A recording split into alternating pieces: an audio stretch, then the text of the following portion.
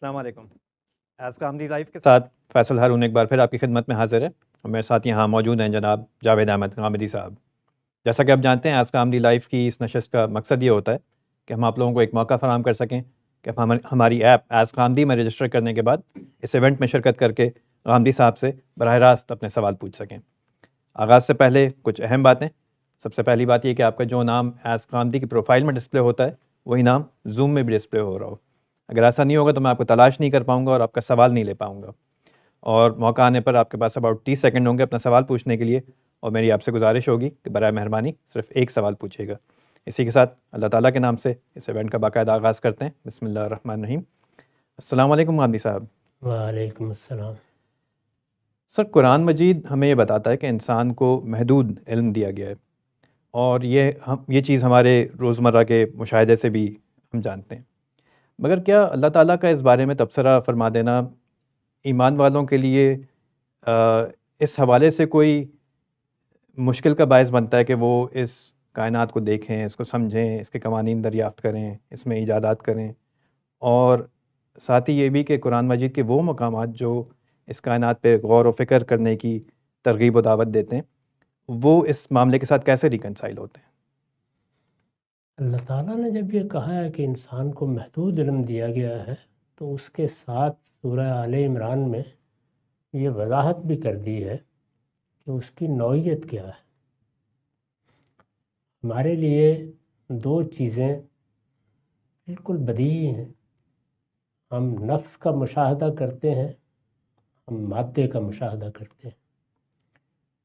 یہ دونوں ہماری ایک لحاظ سے گرفت میں ہیں، یعنی ہمیں جو حواس عطا فرمائے گئے ہیں وہ ان سے متعلق ہوتے ہیں، اور پھر اشیاء ہوں یا افعال ہوں ان سب کو ہمارے اس علم سے متعلق کر دیتے ہیں جو ہم اللہ تعالیٰ کی طرف سے لے کے آئے ہیں۔ اس علم کو کانٹ نے بھی بیان کرنے کی کوشش کی ہے کہ ہمارے سامنے مظاہر آتے ہیں، ہم نومنا تک نہیں پہنچ سکتے، اور ان مظاہر میں سے بھی ہمارے لیے وہ چیزیں مشاہدے کی چیزیں نہیں ہیں جو حقیقت میں معنویت پیدا کرتی ہیں، ان کو وہ مقولات یا کیٹیگریز میں بیان کرنے کی کوشش کرتا ہے۔ جی بلکہ زمان و مکان کو بھی اس نے انہی میں شامل کیا ہے۔ لیکن یہ صاف واضح ہوتا ہے کہ معاملے کی نوعیت یہ نہیں ہے، بلکہ اللہ تعالیٰ نے جب ہمیں پیدا کیا ہے تو ہمارے اندر فرق و امتیاز کا علم دے دیا ہے۔ اصل میں سارے علم کی بنیاد یہی ہے، اشیاء سامنے آئیں گی یا افعال سامنے آئیں گے تو وہ ایک ہی نہیں ہوتے، بلکہ ہم ان میں باریک ترین سطح پر جا کر فرق کرنا شروع کر دیتے ہیں۔ جیسے ہی فرق کرتے ہیں تو نام دینا شروع کر دیتے ہیں، اور جیسے ہی ان کو نام دینا شروع کرتے ہیں تو ظاہر ہے کہ وہ ہمارے مطالعے کا موضوع بن جاتے ہیں۔ تو اسی کو میں نے اپنی کتاب مقامات میں بڑی وضاحت سے بیان کیا ہے کہ وہ اضطراری علم جو ہمارے پاس موجود ہے، اصل علم وہی ہے، وہ ہمارے باطن میں بدیت کیا گیا ہے، اس کا صرف ظہور ہوتا ہے، اور نطق اور بیان کی صلاحیت جیسے ہی ملتی ہے تو ہم اس کا ابلاغ کرنے کے قابل ہو جاتے ہیں۔ باہر جو کچھ ہے وہ اشیاء اور افعال ہے۔ اب جو علم ہمارے اندر ہے وہ جب اشیاء اور افعال سے متعلق ہوتا ہے، خواہ وہ ظاہری حواس کے ذریعے سے ہو یا باطنی حواس کے ذریعے سے، وہ ہمارا دائرہ علم ہے، اس میں ہم جہاں تک جا سکتے ہیں جائیں گے۔ اس سے آگے جب ہم بڑھتے ہیں تو وہاں توجہ دلانے کی ضرورت ہوتی ہے، تو وہ توجہ اللہ تعالیٰ نے دلا دی کہ جس وقت تم اس دائرے میں جاتے ہو جس کے لیے تمثیل کی گنجائش نہیں ہے، یعنی تمہارا علم یا تو تمہارے مشاہدے پر مبنی ہوگا یا مشاہدے کی تمثیل پر، ٹھیک ہے۔ تو اگر اس سے آگے جاؤ گے تو پھر دل کی ٹیڑھ میں مبتلا ہو جاؤ گے، اور اس کا نتیجہ وہی نکلے گا جو بیان کر دیا گیا ہے کہ یا فتنہ پرداز بن کے رہ جاؤ گے، اور یا ساری زندگی اپنے حدود سے آگے چیزوں کو متعین کرنے میں لگا دو گے، اور 2500 سال کی فلسفیانہ جدوجہد کا حاصل کیا ہوگا؟ ہاتھ جاڑ کے کھڑے ہو۔ تو بہت وضاحت سے اس کو بیان کر دیا ہے۔ اسی وجہ سے ہمارے دور کے ایک بڑے عارف نے یہ کہا ہے کہ ساری زندگی فلسفہ پڑھنے کے بعد انسان جب قرآن کے پاس آتا ہے تو معلوم ہوتا ہے کہ میں کیا جک مارتا رہا۔ ٹھیک ہے سر، بہت شکریہ، بات واضح ہوئی۔ ہم سوالات کی جانب بڑھتے ہیں۔ سب سے پہلا سوال ہم لیتے ہیں محمد اکرما سے. اکرما آپ اپنا سوال پوچھ لیں. محمد اکرما اپنا سوال پوچھ لیجیے. جی السلام علیکم، میری آواز آ رہی ہے؟ جی وعلیکم السلام.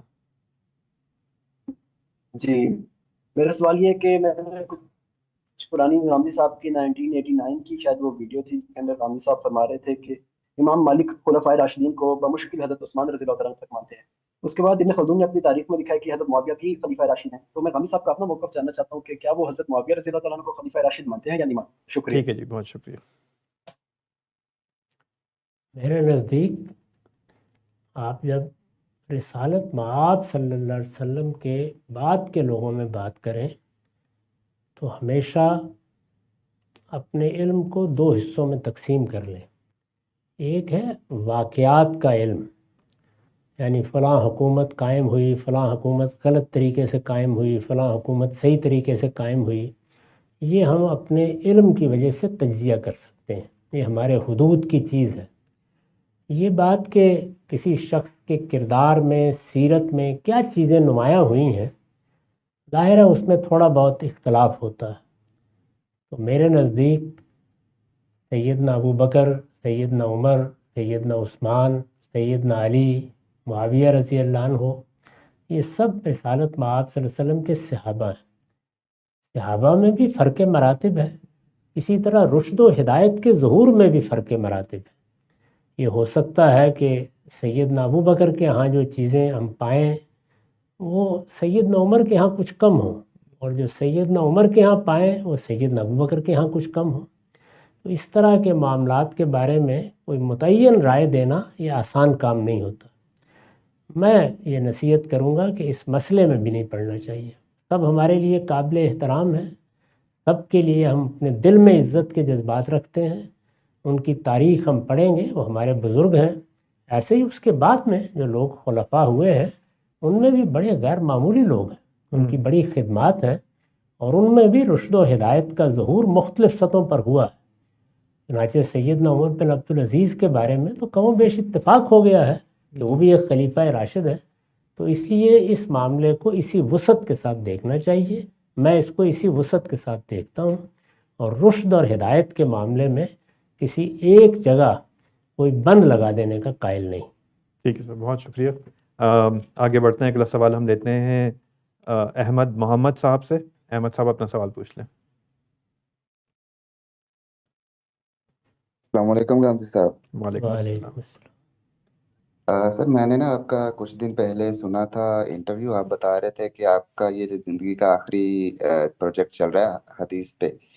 تو آپ نے یہ اسٹیٹمنٹ دیتے ہوئے نہیں سوچا کہ کافی اسٹوڈنٹس ابھی آپ کی ملنے کی چاہت میں ہیں، پتہ نہیں کب آپ تک پہنچیں، اور آپ نے ایسی اسٹیٹمنٹ دی ہے. تو کائنڈلی ایسی اسٹیٹمنٹس دے کے تھوڑا دکھ ہی نہ کیا کریں. شکریہ. تو ایک واقعے کا بیان ہے بھائی، باقی آپ کے جذبات کی میرے دل میں بہت قدر ہے. اللہ تعالیٰ آپ کی محبت قائم رکھے. ٹھیک ہے جی، بہت شکریہ. اگلا سوال ہم لیتے ہیں عمر خان صاحب سے. عمر اپنا سوال پوچھ لیجیے. جی غامدی صاحب السلام علیکم. وعلیکم السلام. وعلیکم السلام.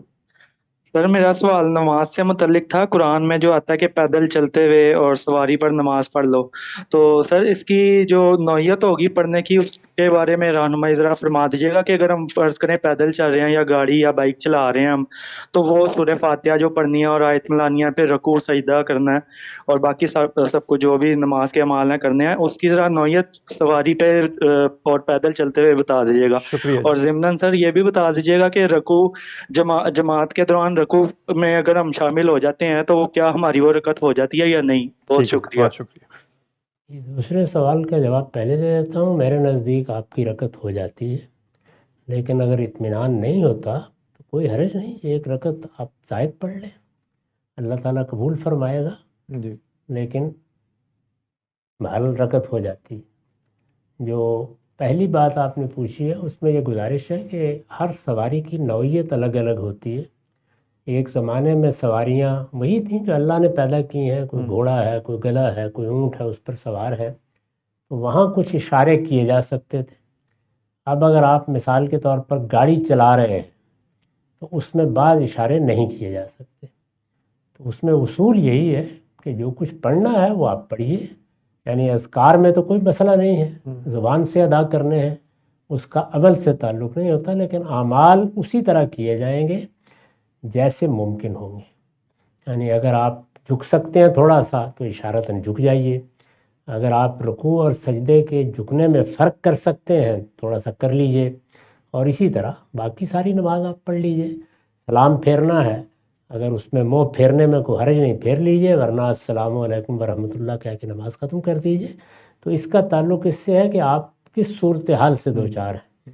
اب مثلاً جہاز میں بیٹھے ہوئے ہیں، یا آپ گاڑی چلا نہیں رہے، آپ اس کے پیچھے بیٹھے ہوئے ہیں، ساتھ بیٹھے ہوئے ہیں، پھر سارے اشارے کرنے ممکن ہوتے ہیں۔ جی تو اس کا تعلق اس سے ہے، جو آپ کی صورتحال ہے اس کے لحاظ سے پڑھ لیجئے، اللہ تعالیٰ قبول فرمائے۔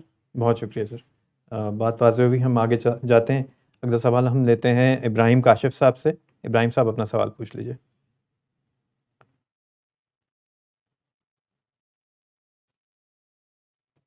آپ کی آواز نہیں آ رہی۔ السلام علیکم۔ جی وعلیکم السلام، تھوڑا سا اونچا بولیے گا۔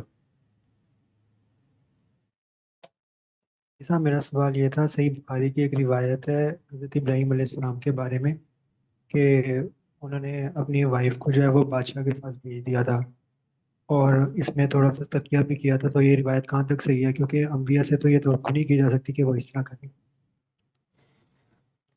اس روایت پر بہت کچھ تنقید کی گئی ہے، وہ تنقیدات آپ پڑھ لیجئے۔ روایات سب تاریخی واقعات ہوتے ہیں اور وہ انسان بیان کر رہے ہیں، انہوں نے کوئی چیز دیکھی ہے، انہوں نے کہیں سے سنی ہے، وہ آگے بیان کر دیتے ہیں۔ اس طرح کی چیزوں کو غور و خوض کے ساتھ پڑھ لیجئے، آپ کی سمجھ میں آ جائے اچھی بات ہے، ورنہ یہ کہ ان میں سے کسی روایت کے بارے میں بھی یہ دعویٰ نہیں کیا جا سکتا کہ جو کچھ واقعہ تھا وہ فی الواقع اسی طرح بیان ہو گیا ہے۔ انسانوں سے بہت کچھ غلطیاں اس میں ہوتی ہیں، یہ روایت بہت سے اہل علم ایسے ہی بیان کرتے ہیں کہ سمجھ میں نہیں آتی۔ یعنی ایسے کون سے علاقے ہو سکتے ہیں جہاں بہن کے معاملے میں وہ بات ہو جو اس روایت میں بیان ہوئی ہے، اور بیوی کے معاملے میں وہ ہو جو اس روایت میں بیان ہوئی ہے؟ ذرا باور کرنا بہت مشکل ہے اس بات کو۔ اسی طرح جو اس میں سیدنا ابراہیم کے بارے میں کہا گیا ہے وہ بھی سمجھ میں نہیں آتا، کیونکہ اس میں سے ایک واقعہ قرآن میں بیان ہو گیا ہے، اور جو واقعہ قرآن میں بیان ہوا ہے اس میں تو کسی جھوٹ یا کسی دھوکے کا کوئی سوال نہیں ہے، وہ بالکل بیان واقعہ ہو سکتا ہے۔ اگر انہوں نے کسی موقع پر یہ کہا کہ انی سکیم، تو آخر یہ کہنے کے لیے کیا بنیاد ہے کہ اس دن ان کی طبیعت فی الواقع ماندہ نہیں تھی؟ طبیعت بعض اوقات ماندہ ہوتی ہے، بعض اوقات طبیعت میں نشاط نہیں ہوتا، بعض اوقات کچھ گرانی بھی ہوتی ہے، یہ سب چیزیں انسان کے ساتھ ہیں۔ تو میرے نزدیک بھی اس روایت میں بہت سے مسائل ہیں، بس یہ ہے کہ جتنی آپ کی سمجھ میں آ جائے اچھی بات ہے، باقی نہیں ہے تو اسے لوگوں کے سپرد کیجئے، اس میں اتنا زیادہ پریشان ہونے کی کیا بات ہے۔ ٹھیک ہے سر، بہت شکریہ۔ آگے جاتے ہیں۔ آگے جانے سے پہلے میں ایک دفعہ پھر یاد دہانی کرا دوں کہ کچھ لوگوں کے نام مجھے یہاں پہ تلاش کرنے میں تھوڑی مشکل ہو رہی ہے۔ اگر آپ کا جو نام ایز کامدی کی پروفائل میں ہے وہی نام اگر زوم میں بھی ہوگا تو میں آپ کو تلاش کر پاؤں گا اور آپ کا سوال لے لوں گا۔ اگلا سوال ہم لیتے ہیں محمد عاطف سے۔ عاطف صاحب اپنا سوال پوچھ لیں۔ السلام علیکم گاندھی صاحب۔ وعلیکم السلام۔ میرا ٹاپک یقین باللہ ہے۔ جب میں آپ کو دیکھتا ہوں تو آپ کے اندر ایک یقین کامل نظر آتا ہے، آپ کی قرآن سے محبت، آپ کا یقین کہ اللہ ہی نے یہ کتاب نازل فرمائی ہے، یہ آپ کے بیان سے ظاہر ہو جاتا ہے۔ میں ایسا ہی ایمان اور یقین کامل پانا چاہتا ہوں، اور میرا سوال آج یہ نہیں ہے کہ اللہ کے وجود کے دلائل کیا ہیں، آپ بہت سے مواقع پر یہ بیان فرما چکے ہیں۔ سوال یہ ہے گاندھی صاحب کہ کسی دور میں کسی دن شاید آپ نے بھی اللہ کے وجود ہونے یا نہ ہونے کے بارے میں سوچا ہوگا، ایسا دور نہ بھی آیا ہو تو آپ اس یقین کامل تک پہنچے تو ہیں، کیسے پہنچے ہیں؟ کیا ایسا یقین مجھے قرآن کو سمجھ لینے سے مل جائے گا، یا اس یقین کو پانے کا کوئی اور روڈ میپ ہے؟ ٹھیک ہے جی، بہت شکریہ۔ اس کے دو حصے ہیں اور دونوں کو بالکل الگ الگ رکھنا چاہیے۔ یہ بات کہ میرا خالق ہے، اس کے لیے تو نہ قرآن کی ضرورت ہے نہ حدیث کی ضرورت ہے، یہ بالکل ایک طے شدہ عقلی مقدمہ ہے۔ میں اپنے خلق کا مشاہدہ کرتا ہوں، میرا خلق کا فعل ایسی چیز نہیں ہے جس کے لیے مجھے کہیں آسمان پر جانا ہے، وہ میں اپنی آنکھوں سے دیکھتا ہوں، دیکھ سکتا ہوں، اس کے ایک ایک جز کا مشاہدہ کر سکتا ہوں۔ اب میرے شعور کی ساخت میں یہ چیز رکھی گئی ہے کہ اگر اثر ہے تو مؤثر ہوگا، اگر فعل ہے تو فاعل ہوگا۔ لکل فعل فاعل، یہ وہ منطق ہے جو میرے اندر الہام کر دی گئی ہے، اس سے تو میں دائیں بائیں نہیں ہو سکتا۔ لہٰذا خلق میرا مشاہدہ ہے، اور خلق تقاضا کرتی ہے کہ خالق ہو، یہ ایک ناگزیر عقلی نتیجہ ہے، اس کو وجوب عقلی کہا جاتا ہے۔ اب یہ کہ خالق کون ہے، یہ ہے اصل سوال۔ تو فلسفے کا جواب بالعموم یہ ہے کہ یہی کائنات تمہاری خالق۔ انبیاء علیہ السلام نے بتایا ہے کہ نہیں، یہ کائنات نہیں بلکہ اس کائنات کا بھی اور تمہارا بھی خالق وہ علیم و حکیم ہستی ہے، جس کو وہ پھر اس کی صفات کے ساتھ متعارف کراتے ہیں۔ اس لیے ان دو حصوں کو بالکل الگ الگ کر لینا چاہیے۔ یعنی وہ کون سی جگہ ہے جہاں تک عقل ہمارا ہاتھ پکڑ کر لے جاتی ہے اور ہم اس کا انکار نہیں کر سکتے۔ ہمارا سارا علم اسی پر مبنی ہے، اس وجہ سے لکل فعل فاعل تو ایک مسلمہ ہے، اس سے انحراف نہیں ہو سکتا۔ اللہ تعالیٰ کا تعارف پیغمبروں نے کرایا ہے، یعنی اللہ تعالیٰ کو نہ ہم نے دیکھا ہے نہ ہم اس کو دریافت کر سکتے تھے، وہ پیغمبروں نے بتایا کہ جس کو تم خالق مانتے ہو یا جس کو تمہارا خالق ہونا چاہیے وہ ہستی ان صفات کی حامل ہے، اس کے سنن یہ ہے۔ یہ تعارف اللہ تعالیٰ نے کرایا اپنے پیغمبروں کے ذریعے سے۔ اب ہمارے پاس اس تعارف کی مستند ترین کتاب قرآن مجید ہے۔ تو اس لیے ایمان و یقین کے سب مراحل کے لیے اب ایک ہی راستہ ہے، وہ یہ ہے کہ قرآن سے جس حد تک آپ اپنا تعلق پیدا کر سکتے ہیں وہ کریں، علم کے لیے بھی، دانش کے لیے بھی، حکمت کے لیے بھی، اپنے رب کو پہچاننے کے لیے بھی، اور جو آپ کے ہاں اضطرابات پیدا ہوتے ہیں ان کے لیے بھی۔ جتنا آپ قرآن کو پڑھتے جائیں گے، جتنا اس کے قریب ہوں گے، آگے بڑھ کر اس کی زبان سیکھیں گے، اس کے ادب سے آشنائی پیدا کریں گے، اتنا ہی زیادہ آپ کے یقین میں اضافہ ہوتا چلا جائے گا۔ تو پہلے مرحلے کی حد تک تو قرآن مجید اللہ کی کتاب ہے، اس کا دیا ہوا فیصلہ مانے بغیر کوئی چارہ نہیں۔ وہ تو چند دلائل میں بیان ہو سکتا ہے، اور وہ میں نے اپنے مضمون میں بیان کر دیا خدا پر ایمان کے عنوان سے، جو ابھی حال میں لکھا ہے، وہ آپ پڑھ لیجئے۔ لیکن یقین کی وہ منازل جو آپ چاہتے ہیں کہ آپ کو ملے، وہ قرآن مجید کے ساتھ بالکل یکسوئی کا تعلق پیدا کرنے سے ہوتی ہیں۔ جتنا آپ کا تعلق بڑھتا جائے گا اتنا ہی زیادہ یقین بڑھتا چلا جائے گا۔ ٹھیک ہے سر، بہت شکریہ۔ بات واضح ہوئی۔ اگلا سوال ہم لیتے ہیں ارباز شاہد سے۔ ارباز اپنا سوال پوچھ لیں۔ السلام علیکم سر. وعلیکم السلام۔ Okay, so I have a question for someone I know that Yes, please go ahead. someone I know they face same-sex attraction, and in Islam we know that contact with non-mahram is not allowed. So whenever they make contact with same gender, the sexual feelings arises and they feel so conflicted about their gender orientation and faith. So is it necessary to live all life alone in this situation, or what he can do to manage his life with based upon his faith and sexual orientation? Okay, thank you so much. یہ انسان کا یہ ایک جبلی تقاضا ہے، اور اس جبلی تقاضے کا ظہور مختلف صورتوں میں ہوتا ہے۔ خود انسان اپنی زندگی میں اس کے ظہور کی مختلف صورتیں بھی دیکھتا ہے۔ اللہ تعالیٰ نے اس کے لیے ایک شرح متعین کی ہے اور اس پر بعض پابندیاں لگا دی ہیں۔ یہ بتا دیا ہے کہ آپ یہ تعلق اگر کسی دوسرے سے قائم کرنا چاہتے ہیں تو وہ دوسرا عورت کی صنف سے یا عورت کے لیے مرد کی صنف ہی سے ہو سکتا ہے۔ یہ بتا دیا گیا ہے کہ اس میں آپ کو ذمہ داری اٹھانی ہوگی، یعنی نکاح کا تعلق قائم کرنا ہوگا۔ یہ کیوں ضروری ہے؟ اس کے دلائل دے دیے ہیں۔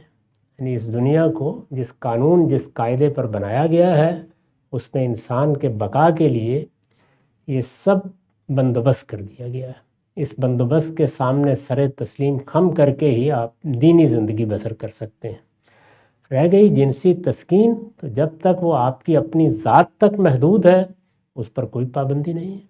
لیکن اگر وہ کسی دوسرے کی طرف ممتد ہوگی تو وہاں یہ پابندی ہے، اور یہ پابندی تزکیے کے بنیادی اصول کے پیش نظر ہے، یعنی اس میں یہ بتا دیا گیا ہے کہ اللہ تعالیٰ نے جو راستے اس کے لیے مقرر کیے ہیں وہی اختیار کیے جائیں گے۔ اس کے علاوہ اگر کوئی راستہ اختیار کیا جائے تو جو ہمارے دین کا مقصد متعین کیا گیا ہے پاکیزگی، اس پر حرف آتا ہے، چنانچہ وہ راستے بھی بند کر دیے گئے ہیں۔ اب اس دائرے میں انسان کو زندگی بسر کرنی ہے، اس دائرے میں اگر وہ زندگی بسر کرتا ہے اور کسی چیز سے محروم رہتا ہے تو اللہ تعالیٰ اس کا اجر عطا فرمائے گا، لیکن جنسی تسکین کا دائرہ تو انسان کی اپنی ذات کی حد تک بھی آخری درجے میں پایہ تکمیل کو پہنچ جاتا ہے، اس میں کوئی معنی نہیں ہے، لہذا جبلت کے اظہار پر پابندی نہیں ہے، اس کا دائرہ متعین کیا گیا ہے، اس ٹھیک۔ دائرے سے آپ باہر نہیں جا سکتے۔ بہت شکریہ سر، بہت اچھی طریقے سے آپ نے بات واضح کر دی۔ اگلا سوال ہم لیتے ہیں محمد قاسم سے۔ قاسم اپنا سوال پوچھ لیں۔ السلام علیکم غامدی صاحب۔ وعلیکم السلام۔ غامدی صاحب، پروز کو گا کر سننے میں بہت عجیب لگتا ہے، لیکن پوئٹری کو گا کر سننے میں بہت اچھا لگتا ہے۔ تو کیا جس طرح کو پوئٹری کو گا کر سننے میں بہت اچھا لگتا ہے، کیا قرآن کو بھی گا کر سننے میں اسی طرح سے اچھا لگتا ہے، ایک عربی جاننے والے کے پرسپیکٹو سے؟ اور ایک بار ایک مطلب آپ کے یہاں کسی نے کہا تھا کہ قرآن جو ہے وہ نہ پروز ہے نہ پوئٹری ہے بلکہ رائمڈ پروز ہے، تو چونکہ ہم صرف اردو یا انگلش جانتے ہیں تو اس طرح کا کوئی اردو انگلش میں رائمڈ پروز کا ایگزامپل جو پوئٹری بھی نہ ہو اور اس کو گا کر سننے میں اچھا بھی لگے۔ تھینک یو جی، سر۔ بہت شکریہ۔ میرا خیال ہے آپ کو ہمارے دیہات میں مولویوں کی تقریریں سننے کا موقع نہیں ملا، وہ تو شروع سے آخر تک گا کر ہی تقریر کرتے ہیں، اس میں دیکھیے نثری ہوتی ہے، گارے ہوتے ہیں۔ میں نے تو بچپن میں 10 تقریریں سنی ہیں، پوری تقریر اسی طرح گاتے ہوئے کرتے ہیں، درمیان میں چند جملے کبھی کبھی ہماری طرف بولتے ہیں ورنہ گانا شروع کر دیتے ہیں۔ تو گانے کے لیے ہر چیز ہی موجود ہے۔ قرآن مجید میں تو اللہ تعالیٰ نے بڑی موسیقی رکھی ہے، بہت آہنگ ہے۔ جب کوئی آدمی پڑھتا ہے تو حیرت ہو جاتی ہے کہ کس طریقے سے لفظ اور معنی کے امتزاج کو اللہ تعالیٰ نے غنا میں بدل دیا ہے۔ قرآن کو آپ پڑھیے، قرآن کو اس طریقے سے پڑھیے۔ گانے سے مراد کیا ہے؟ یعنی اچھی آواز کے ساتھ، صحیح مخارج کے ساتھ اگر آپ ادا کرتے ہیں تو اس سے خود آپ کی طبیعت پر بھی اچھا اثر پڑتا ہے، سننے والے پر بھی۔ چنانچہ جو ہمارے ہاں عام طور پر قرآن کی قرات کی جاتی ہے اس کے کئی اسالیب ہیں۔ آپ بڑے بڑے قاریوں کی قرات سنیں، حیران کن طریقے سے وہ آپ کے دل میں اترتی چلی جاتی ہے، بلکہ میں نے تو دیکھا ہے کہ ان لوگوں کو بھی متاثر کرتی ہے جو عربی زبان سے واقف نہیں ہوتے۔ وہ ایسا آہنگ ہے، ایسی خوبصورتی ہے اس میں، تو ضرور اس کو سنیے، اس میں کوئی معنی نہیں ہے۔ باقی رہ گئی یہ بات کہ ایک انسان کا ذوق یہ ہے دوسرے کا وہ ہے، اس میں اللہ نے فرق رکھا ہے۔ اس کو سامنے رکھ کر ہر آدمی اپنے لیے چیزوں کا انتخاب بھی کر لیتا ہے۔ انسان نے جو چیزیں عام طور پہ ایجاد کی ہیں ان میں ایک تو خیر شاعری کی مختلف اصناف ہیں، دنیا کی ہر زبان میں ہے۔ پھر ہم یہ جانتے ہیں کہ بلینک ورس، فری ورس وہ بھی وجود میں آ گئی، تو اب بہت سے لوگ ہیں کہ اس کو بھی گا کے پڑھ سکتے ہیں۔ جی، تو یہ انتخاب اصل میں آپ کے ذوق کا انتخاب ہے، یعنی نظم شاعری جس کو آپ کہتے ہیں کہ وہ تو گا کے آپ پڑھتے بھی ہیں سنتے بھی ہیں، وہ بھی تحت اللفظ پڑھی جاتی ہے۔ بعض لوگ گانا پسند نہیں کرتے، بعض تحت اللفظ کو ترجیح دیتے ہیں۔ تو یہ سب انسانی اذواق کی چیز ہے، جو چیز آپ کو جس طرح اچھی لگے اس طرح سنیے، اس طرح پڑھیے۔ بہت شکریہ سر۔ آگے بڑھتے ہیں، اگلا سوال ہم لیتے ہیں رمشا سے۔ رمشا آپ اپنا سوال پوچھ لیں۔ السلام علیکم سر۔ وعلیکم السلام۔ میرا یہ کوشچن تھا کہ اگر کوئی میجر سینس اوائڈ کر کے مائنر سینس سے مطلب پریز نہیں کر پاتا یا کانسٹینٹلی ہوتے ہیں تو ایسا تو نہیں ہے کہ اس میں سرکشی ہو، چاہے کوئی بھی انٹینشن ہو؟ مطلب مجھے سرکشی کے بارے میں بتا دیں اور شیطانی رویہ یا شیطان کیسے ہوتا ہے انسان، ٹھیک ہے تاکہ میرے وسپرز ڈاؤٹس کلیئر ہوں۔ ٹھیک ہے جی، بہت شکریہ۔ انسان اپنی کمزوریوں سے واقف ہے، ہماری خواہشات ہیں، ہماری رغبات ہیں، ہمارے جذبات ہیں، وہ بعض اوقات ہم پہ غلبہ پا لیتے ہیں، اس میں ہم کسی گناہ کا ارتکاب کرتے ہیں۔ اگر خواہشات کا، جذبات کا غلبہ نہ ہو تو کوئی گناہ بھی نہیں ہوگا۔ تو گناہ کے محرکات کیا ہیں؟ اگر کوئی اس طرح کی چیز ہے جس کو قرآن مجید نے بہت خوبصورت تعبیر دی ہے کہ یعملون سوء بجہالہ، انسان پر کسی جذبے کا غلبہ ہو گیا، کسی جبلت نے اس کو اپنی گرفت میں لے لیا اور اس نے گناہ کا ارتکاب کر ڈالا. یہ سرکشی نہیں ہے. سرکشی اور سرتابی یہ ہے کہ ہوش و حواس کے ساتھ فیصلہ کر کے آدمی نے طے کر لیا کہ میں اللہ کی نافرمانی کروں گا. یہ سرکشی. اس سے پناہ مانگنی چاہیے، کیونکہ اس کے بعد پھر معافی کی گنجائش ختم ہو جاتی ہے. جب تک انسان انسان ہے اس سے خواہشات و جذبات سے مغلوب ہو کے غلطیاں ہوں گی. وہ ہر انسان سے ہوتی ہیں، بڑے سے بڑے انسان سے ہو جاتی ہیں. اللہ اپنے پیغمبروں کی حفاظت کرتا ہے، ورنہ ہم جیسے کمزور انسانوں سے خطائیں ہوتی رہتی. یہ خطائیں عاجز بندوں کی خطائیں ہیں. ان میں عفو و درگزر کی توقع بھی ہے، اس کی درخواست بھی کرنی چاہیے. اور اس طرح کی خطا کے بعد بندہ کبھی اللہ تعالیٰ سے بے نیاز نہیں ہو جاتا. وہ ڈرتا ہے، وہ رجوع کرتا ہے، اس کی آنکھوں سے ندامت کے آنسو بھی نکل آتے ہیں، وہ توبہ بھی کرتا ہے اور بار بار بچنے کی خواہش بھی اپنے دل میں رکھتا ہے. بس یہی اللہ تعالیٰ کو مطلوب ہے. اور اگر آپ قرآن کو دیکھیں تو اس میں کتنی بڑی بشارت دے دی گئی ہے کہ میرے ساتھ اگر تم نے جانتے بوجھتے شرک نہیں کیا تو پھر تمہارے مجموعی رویے کو دیکھ کر میں ہر گناہ کو معاف کر سکتا ہوں. بہت بڑی بشارت ہے، لیکن وہ مجموعی رویہ سرکشی کا نہیں ہونا چاہیے. جی ٹھیک ہے سر، بہت شکریہ. آگے بڑھتے ہیں. اگلا سوال ہم لیتے ہیں ثاقب خان سے. ثاقب صاحب اپنا سوال پوچھ لیں. السلام علیکم سر. وعلیکم السلام. اکثر یہ بیان کیا جاتا ہے کہ کسی شخص کو یہ حق نہیں کہ وہ کسی کی نیت اور اس کے باطن میں موجود محرکات کو طے کرے، اس لیے کہ یہ خدا کی ڈومین کی جگہ ہے. لیکن بعض اوقات نیت اور محرکات کو اگر بر وقت متعین نہ کیا جائے تو وہ بڑے حادثے کا باعث بھی بن سکتا ہے. ہم اپنے تجربے اور مشاہدے کی روشنی میں بعض دفعہ یہ سمجھنے میں کامیاب ہو جاتے ہیں کہ اب کوئی شخص کیا اقدام کرنے والا ہے، چاہے وہ قتل ہو، لڑائی ہو یا گالم گلوچ کا اقدام ہو. ہمارا علم نفسیات بھی اسی سے فائدہ اٹھاتا ہے، اور اسی طرح دوران تفتیش ہمارے تفتیشی ادارے اس چیز سے فائدہ اٹھاتے ہیں. تو اس کو بطور اصول پھر ہم کس طرح بیان کر دیتے ہیں، اس کو ذرا واضح فرما دیں. شکریہ. شکریہ جی. اس کے دو مراحل ہیں، دونوں میں فرق و امتیاز قائم رکھنا چاہیے.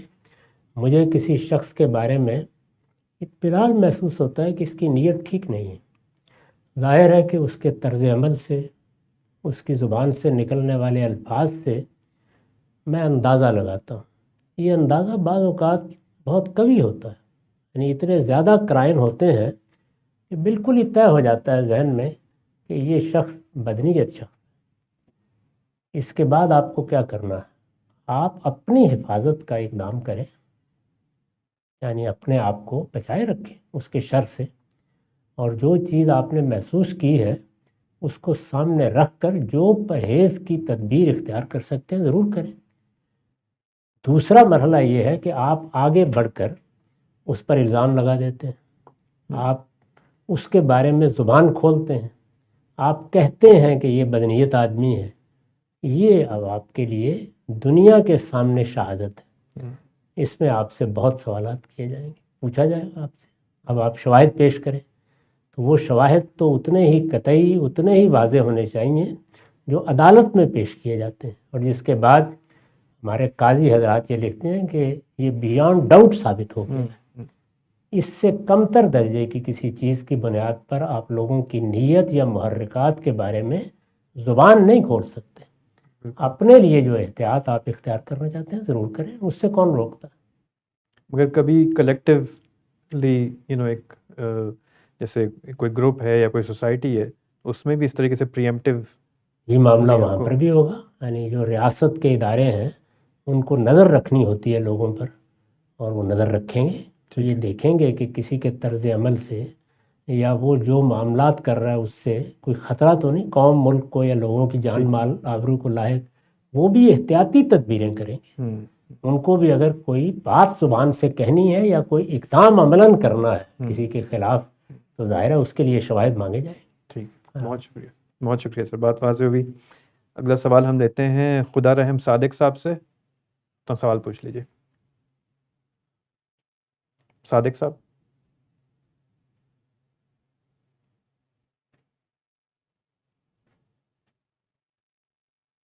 چلیے ہم آگے بڑھتے ہیں. اگلا سوال ہم لیتے ہیں عافیہ خان صاحبہ سے. عافیہ اپنا سوال پوچھ لیں.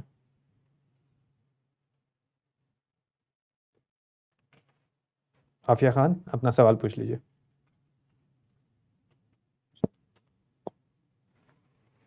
اچھا السلام علیکم ورحمۃ اللہ. جی وعلیکم السلام. آپ کا حجامہ کے بارے میں کیا خیال ہے؟ لوگ آج کل اس کو ایز اے سنت اور عبادت کے بھی پروموٹ کر رہے ہیں، تو جی بہت شکریہ. اس طرح کی کوئی چیز نہ کبھی سنت ہوتی ہے نہ سنت ہے. اپنے اپنے زمانے کے علاج کے طریقے ہیں، یہ طریقہ بھی تھا. اب سائنسی لحاظ سے دیکھنا چاہیے، اگر مفید ہے تو اختیار کیے رکھیں، ورنہ یہ وہی طب ہے جو ہمارے ہاں دیہات کی طب کہلاتی ہے.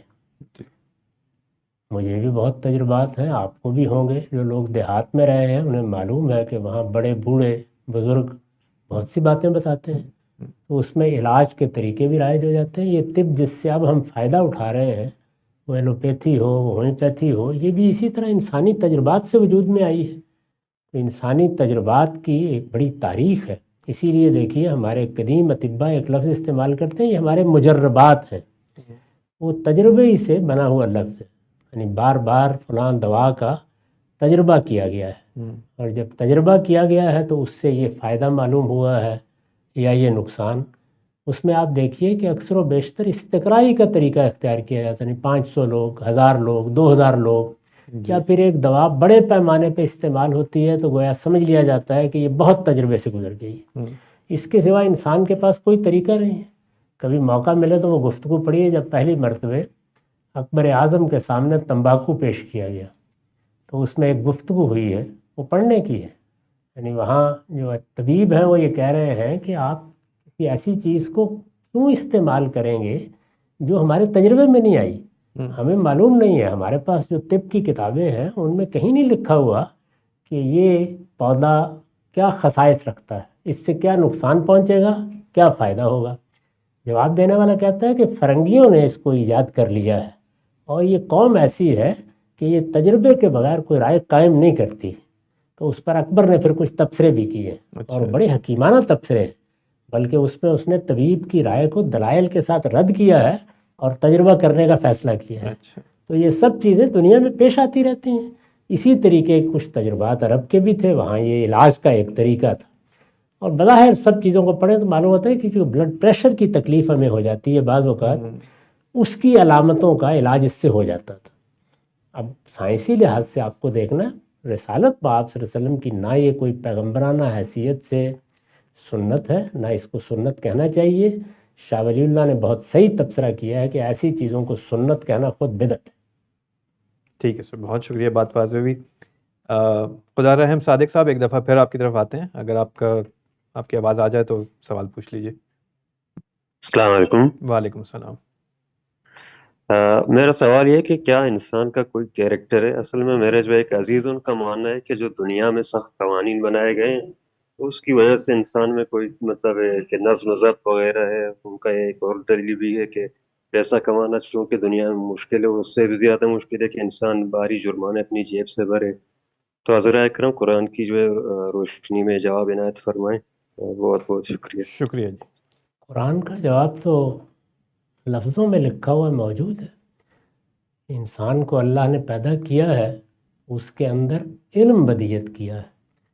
اس علم کا ایک حصہ وہ ہے جس کا تعلق تقوی اور فجور کے فرق سے ہے.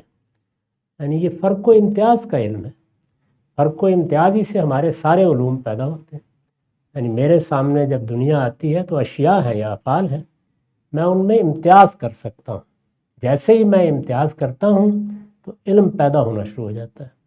یہ امتیاز میں اچھے اور برے میں بھی کرتا ہوں، اور اس کے ساتھ اچھے اور برے کے نتائج کے بارے میں بھی متنبع ہو جاتا ہوں.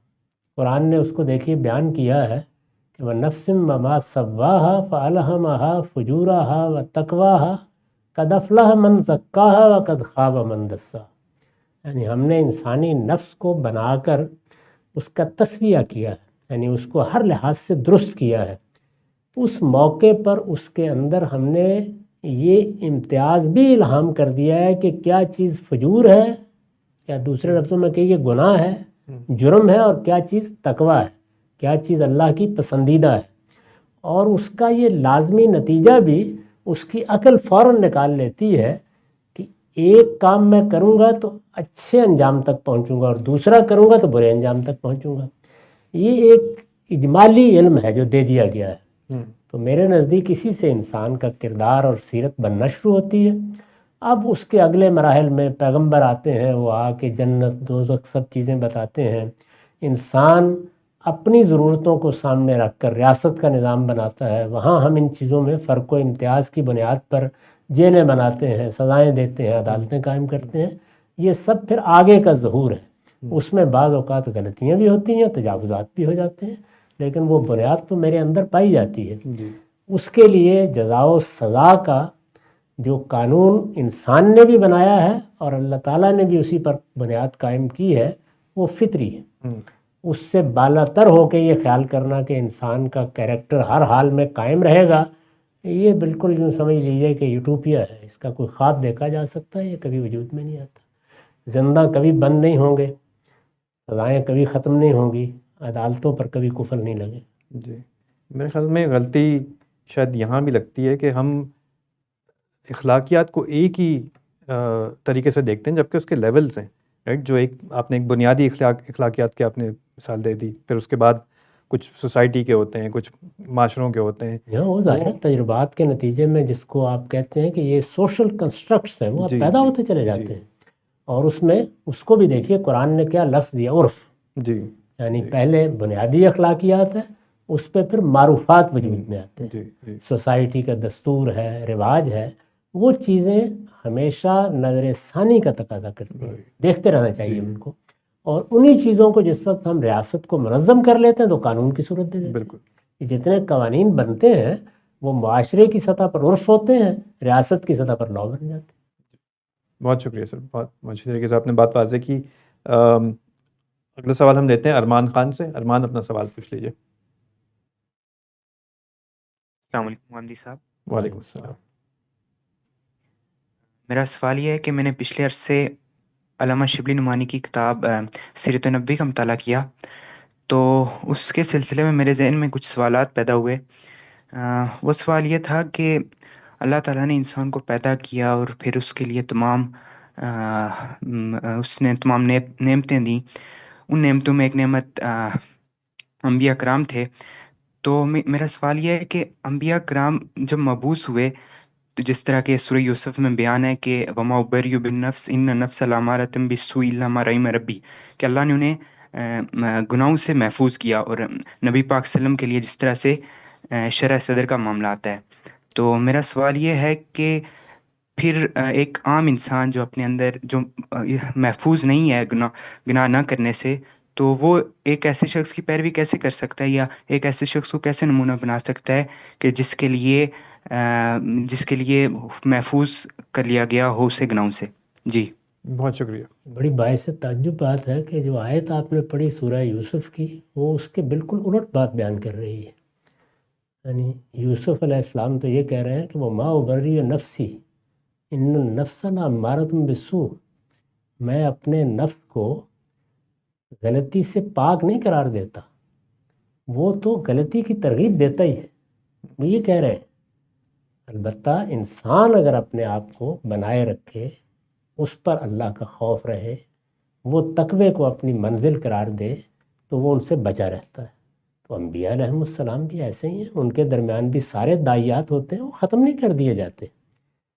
لہٰذا خیار الناس کو، یعنی وہ لوگ جنہوں نے اپنی حفاظت کی ہے، مختلف مراحل سے گزرے ہیں، اللہ تعالیٰ پیغمبری کے لیے منتخب کرتا ہے، بلکہ بعد میں بھی بعض ایسے امتحانات سے گزارتا ہے جس سے بالکل واضح ہو جاتا ہے کہ انہوں نے اپنی صحیح تربیت کی ہے۔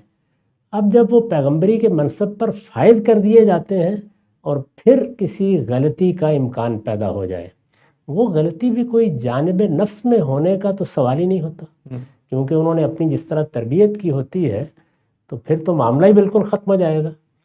عام انسانوں کے بارے میں بھی جو نیک فطرت انسان ہیں ان سے یہ توقع نہیں ہوتی کہ وہ سرکشی اختیار کر لیں، غلطی کا امکان ہوتا ہے، جی اس میں اللہ تعالیٰ متنبع کر دیتے ہیں۔ جیسے کہ سیدنا یوسف کے بارے میں بھی یہ ہوا کہ جب انہوں نے اپنی حفاظت کی، غیر معمولی حفاظت کی، اپنے آپ کو نیکی اور خیر کے ساتھ وابستہ کیے رکھا، اور آخری مرحلے میں بھی عاجزی کے ساتھ کھڑے ہو کے یہ کہا کہ نفس میں تو سارے میلانات موجود ہیں، بس اللہ ہی کرم فرمائے، تو پھر اللہ کرم بھی فرماتا ہے، اور وہ انبیاء کے ساتھ بھی ہے، آپ کے ساتھ بھی ہے۔ یعنی آپ اپنے آپ کو سنبھالے رکھیں گے، قدم قدم پر نگرانی کرتے رہیں گے، تو کوئی بڑا مشکل مرحلہ آ گیا تو اللہ آپ کے لیے بھی اپنا برہان نمودار کرے۔ بہت شکریہ سر، بات واضح ہوئی۔ اسی کے ساتھ ایز کام دی لائف کا آج کی اس نشست کا وقت ختم ہوتا ہے۔ آپ میں سے وہ لوگ جنہوں نے اس ایونٹ کے لیے رجسٹر کیا، آج شرکت بھی کی مگر ان کی باری نہیں آ پائی، انہیں انشاءاللہ ہم اگلی نشست میں پرائرٹی رجسٹریشن کا موقع دیں گے۔ اس کی تفصیلات آپ کے ساتھ بذریعہ ای میل شیئر کر دی جائیں گی۔ اسی کے ساتھ آپ سب کا بہت بہت شکریہ۔ عامر صاحب آپ کا بہت بہت شکریہ۔